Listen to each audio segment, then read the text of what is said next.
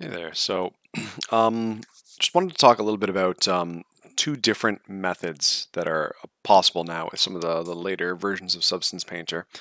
Um, so, programs like Mari, they've always had this functionality. It's called painting across udim tiles, meaning if I start drawing here, I can just continually draw right across.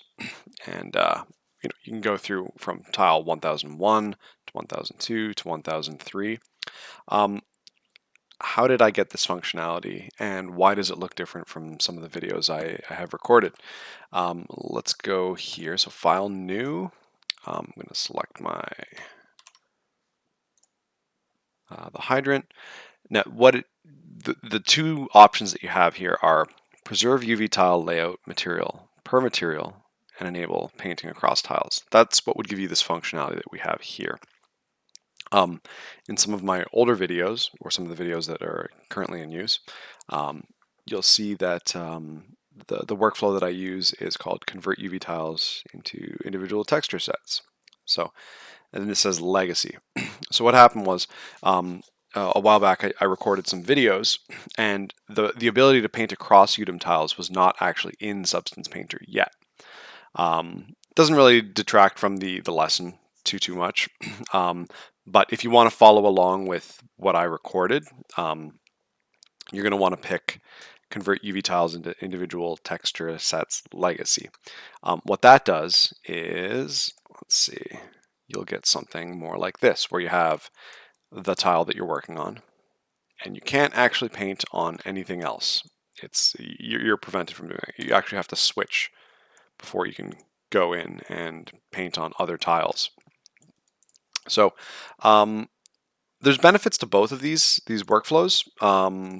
In the interest of keeping things simple, I did choose to, well, I mean, at the time that I recorded the video, there was no real way to paint across udim tiles anyways, but in the interest of keeping things simple, it's not a bad idea to choose the legacy workflow so that you're only really focused on one tile at a time. But yeah, it's just that simple. Like, I mean, if you want to be able to follow along with the lessons exactly, this is probably a better idea to go with convert UV tiles into individual texture sets legacy. Um, I'm not going to say that you shouldn't use this one, though. This one is probably the sort of the future, being able to paint across from one thing to another. So let me just show you a little bit about this one here. So preserve tile UV layout. Anyway, long sentence there. There we go. Open this.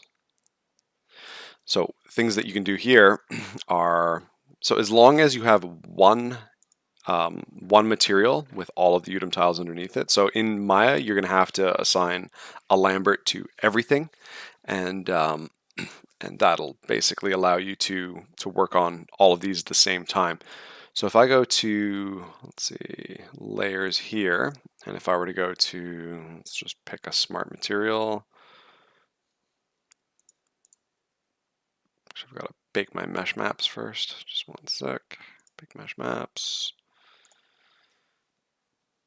And we'll go with that. So you can see here it bakes them all at the same time, which is good. If we go here and then I go to, let's say, machinery, drag and drop this one in here, you'll see that it goes on everything. But let's just say I want to get some, I don't know, we'll get polished marble on the ground there. So if I drag this in here, you'll see that the polished marble goes over top of everything. But what you can do is you can right click and say add black mask. Under the black mask, you can go fill. Oops, sorry, not fill. Right click and say, let's say paint. And I usually rename this like paint removal. And you can click on this button here, and I can basically just flood fill where I'd like to see this stuff. So there we go. So there's that. And then let's say we want to get some something green. Doesn't really have to be plant-like. Let's go with creature skin. Put that on top of everything. Add black mask. Right click, paint. And I'm going to name this one paint removal. Sorry, application. Because I'm not removing, I am applying.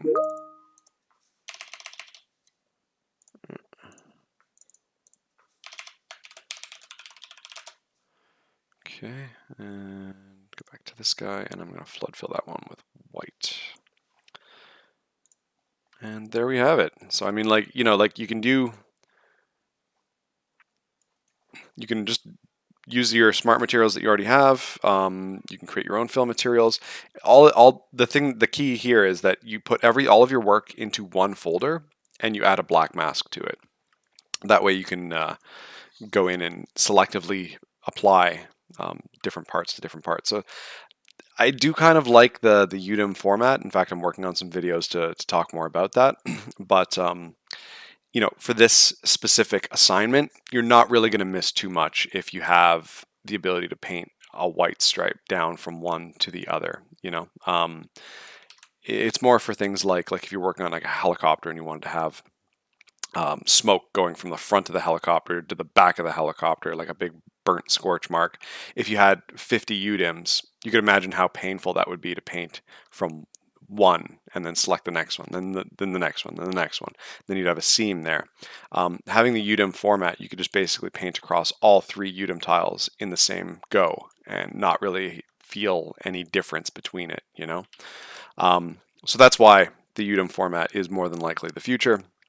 But that being said, for the lessons that we're working on here, it's not really going to detract from it too much. So yeah, just wanted to clear up that little bit. So just one last time, the important thing here is use tile workflows has to be checked, and it's either work on one tile at a time or work on all tiles at the same time. That's essentially what the selection here is. Cool. Thanks very much.